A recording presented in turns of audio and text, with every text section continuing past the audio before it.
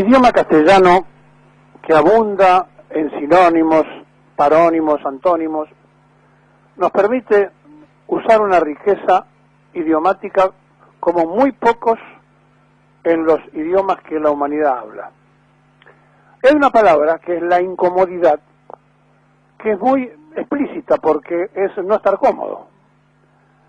¿Y qué significa no estar cómodo en un lugar, en una sociedad, en una nación? Significa cuestionar las formas y las maneras en que uno vive, cuestionar que las ilusiones o las promesas no se cumplan, y entonces la incomodidad gana un estado ya no de calificativo, sino mucho más fuerte, de sustantivo.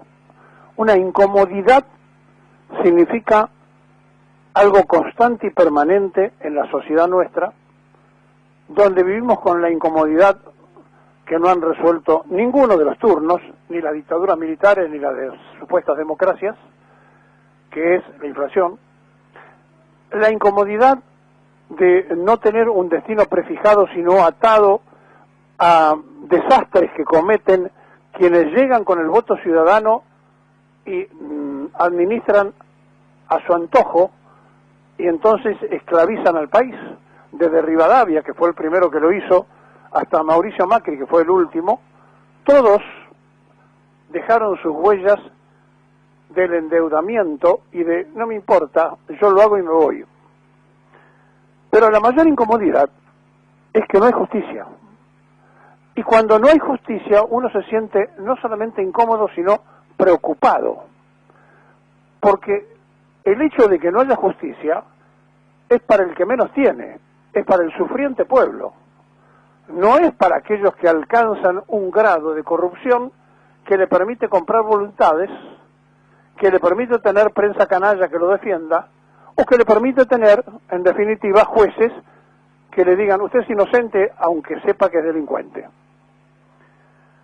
Alguna vez dijimos que si uno va a la playa de estacionamiento de los tribunales de Comodoro Pi y se fija los automóviles que usan ya no los jueces, los secretarios, y le preguntan cuánto gana un secretario y si los podría comprar, tendríamos un verdadero problema muy interesante para la investigación de los que andan detrás de la evasión. El ministro Guzmán decía el otro día que una de las cosas que hay que corregir es la evasión y el blanqueo de dinero no claro.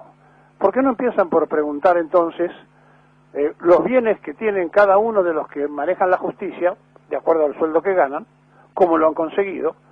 Y también sería interesante incluir a la dirigencia política para saber cómo llegan y cómo se van de las funciones públicas. Y entonces así nos vamos a encontrar que la incomodidad empieza a aflojar y uno se siente ya en una sociedad de confort, porque dice, empieza a haber justicia. Ahora, cuando quien ejerce el poder político no utiliza ese poder político, la incomodidad se transforma en fastidio, en bronca, y después se puede incluso transformar en algo peor, que es el arrepentimiento al voto dado. Y el arrepentimiento al voto dado significa cuestionar absolutamente todo lo que uno hizo y se cuestiona a sí mismo. Y entonces si uno hace una compulsa hoy en la sociedad argentina, todos le van a contestar casi al unísono. No hay nadie, no hay referentes, no hay posibilidades, todo está trunco, todo es muy oscuro, no aparece una luz. Y la verdad es que no es así. Hay mucha gente decente que está en la política, hay mucha gente decente que trabaja todos los días, hay mucha gente que está escuchando en este momento que trabajó toda su vida y es jubilado y ahora no sabe cómo hacer para vivir.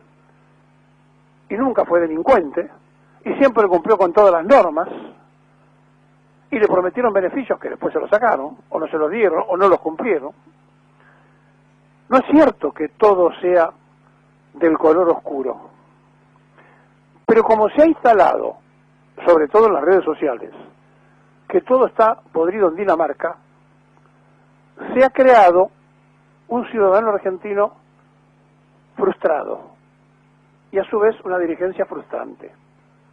Y esa incomodidad nos lleva a preguntarnos todo el tiempo si está bien lo que se hizo con el Fondo Monetario, si está bien lo que va a pasar mañana con la marcha a tribunales, si está bien cada una de las cosas que hacemos, porque a nosotros nos ocurre y nos parece que el sector del conformismo es irreverente con aquellos que venimos peinando canas, que estamos más cerca de irnos que de quedarnos en el planeta, pero que hemos soñado de jóvenes y ya no de tan joven, con la posibilidad de cambiar las condiciones de vida en uno de los países más ricos del globo, que tiene el 40% de su pueblo pasando hambre, en la miseria o en situaciones paupérrimas.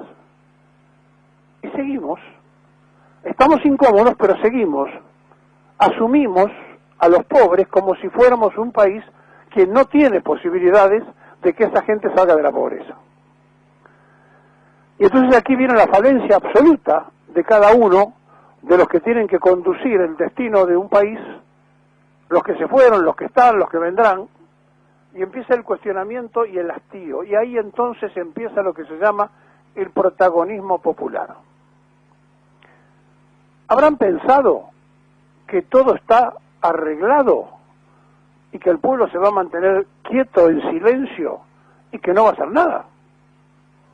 Porque a lo mejor piensan que el pueblo está domesticado. A lo mejor creen que el pueblo que está adormecido no se va a despertar nunca. Y a lo mejor piensan que con esa prensa que ha indicado que los buenos son los amigos de ellos y los malos son todos los demás, ahora están preocupados porque no sea cosa que mañana vaya la gente a tribunales a pedir la cabeza de los jueces de la máxima expresión que es la justicia nacional en su tribunal superior, que han puesto a dedo y que el presidente endeudador que se fue dijo que lo podía hacer por decreto al mejor estilo de las dictaduras militares, y ninguno de esa prensa canalla reaccionó diciendo ¡qué barbaridad! Quiere armar la Corte Suprema por decreto. Entonces estamos incómodos, sí, claro, estamos molestos, sí, cómo no. Y esa bronca interna que se va desarrollando contra propios y contra los otros, se transforma en una especie de olla de presión. Una presión que viene de abajo y que en algún momento la válvula puede saltar mal. Porque hay otros que están en el confort de los ganapanes, que tienen cargos públicos, que no les importa porque ellos resolvieron su problema, no el problema de la sociedad. No hacen política para resolver el problema de los demás, hacen política para resolver sus propios problemas. Y entonces, esos ganapanes aplauden y ante un mínimo movimiento sale uno y dice, vamos por la reelección de Alberto, y sale otro y dice, ya tenemos la candidatura de Massa, y sale el otro y dice la oposición, los que se fueron hace 2 años y dejaron el desastre, tiene 4 candidatos ya a presidente. ¿Cómo no vamos a estar incómodos? Por empezar, los que se fueron deberían guardar respetuoso silencio y pedir perdón y disculpas por el desastre económico que hicieron y que dejaron. No, dan consejos. Pero si hay prensa que invita a Domingo Felipe Caballo para que den consejos, lo invitan a los programas. ¿Cómo piensan que se puede construir una sociedad donde aparece un anarcoliberal a decir barbaridades contra el Estado, pero vive del Estado porque ha sido electo diputado nacional, y está en contra de cualquier cosa y dice cualquier disparate, pero lo hicieron diputado? Claro, por el otro lado podemos decir, ¿para qué hablar de los que fueron en las otras listas?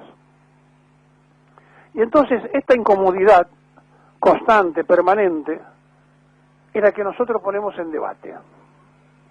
Y a partir de hoy vamos a habilitar una pregunta por día para que ustedes contesten acerca de estas incomodidades, porque la verdad a nosotros nos importa mucho más la voz del pueblo, que es la voz de Dios, que lo que digan tantos y tantos reporteados en este programa, que finalmente cada cual toca su propia partitura, pero que nunca hicieron funcionar la orquesta. Por eso, en este 31 de enero, cuando ya ha pasado tanto tiempo y cuando todo parece ser historia, se nos ocurre terminar esto diciendo: Perón, Perón, qué grande sos.